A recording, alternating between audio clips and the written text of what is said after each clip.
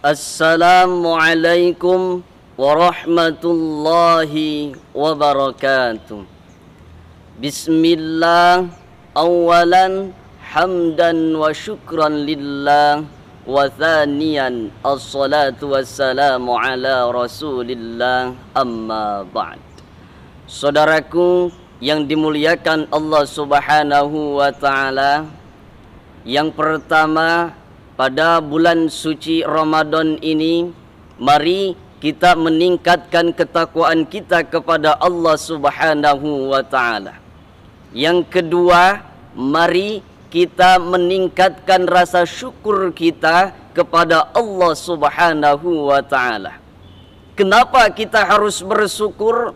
Karena sampai detik ini, sampai menit ini, hari ini, minggu ini, tahun ini, dan bulan Ramadan ini, Allah masih menetapkan iman dalam hati kita.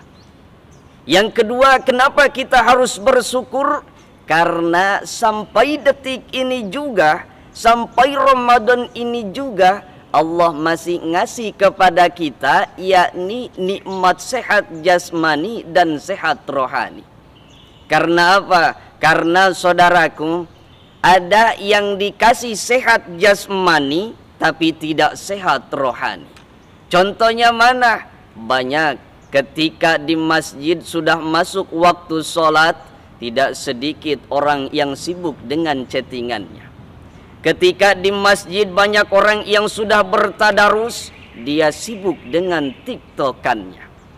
Ada juga yang Allah kasih sehat rohaninya tapi tidak sehat jasmaninya. Contohnya mana?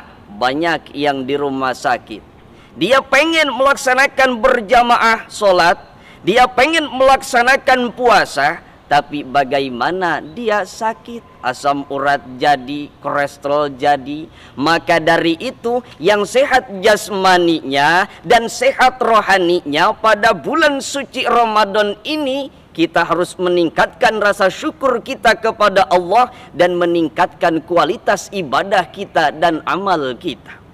Karena apa? Karena tugas kita di muka bumi ini, Allah kasih sehat jasmani dan sehat rohani, tiada lain dan tiada bukan. Dijelaskan dalam surah Al-Mulk ayat 2, Allazi khalaqal mauta wal hayata liyabluwakum ayyukum ahsanu amala. Untuk meningkatkan kualitas amal kita.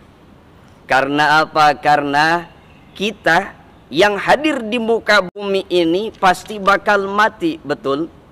Allah berfirman dalam surah Ali Imran ayat 185, kullu nafsin za'iqatul maut. Semua yang bernyawa pasti bakal mati.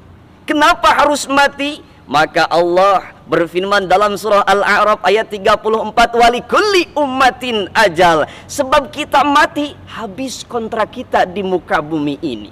Maka dari itu, pada kesempatan yang berbahagia ini, pada bulan suci yang berbahagia ini, yuk kita meningkatkan kualitas amal kita. Maka dari itu ketika sholat, jangan sholat wajib toh, tambah dengan qobliyah dan ba'diyah.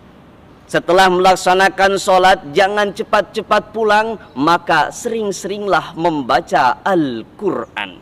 Karena apa? Karena ketika kita membaca Al-Quran di hari-hari biasa, di bulan-bulan biasa, bukan pada bulan Ramadan, Allah ngasihnya satu huruf dari Al-Quran, maka Allah ngasih 10 kebaikan. Hal ini dijelaskan dalam hadis Tirmizi nomor 2910, man qara'a harfan min kitabillahi falahu hasanatun wal hasanatu bi asyri amthaliha. La aqulu alif lamun harpun bal alifun harpun walamun harpun wa mimun harpun.